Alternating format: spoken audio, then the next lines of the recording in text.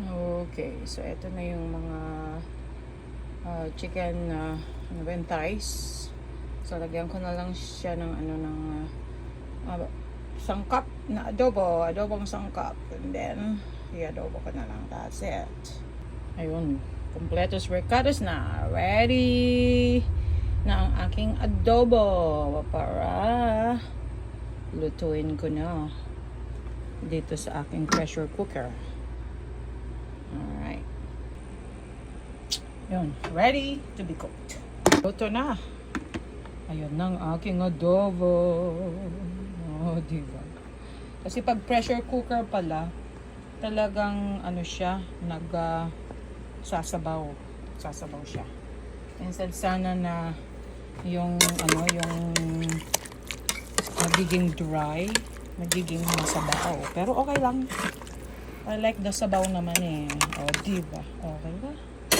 Luto ng aking adobo. So, ang gagawin ko, iprito ko na lang. Para maging fried adobo. O, diba? Alright, so it's time now para iprito ko ang aking inadobong manok. Perfect na perfect. Ayan. Ayun na, naka-ready na. Lagyan ko na lang siya ng flour at ilang mga sangkap, and then after that, cook ko na. Nakain ko na rin yung 2 piraso. Masarap kahit adobo na lang eh, diba? Kaso mas gusto kong i-fry din para adobong fried chicken ang dating.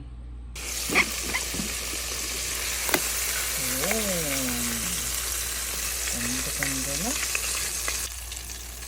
Beautiful. Ang galing pagkaluto. Crispy. Adobong crispy fried chicken. Oh, diba? Ayos. Ayos. Pwede na. Sunod ko na yung iba.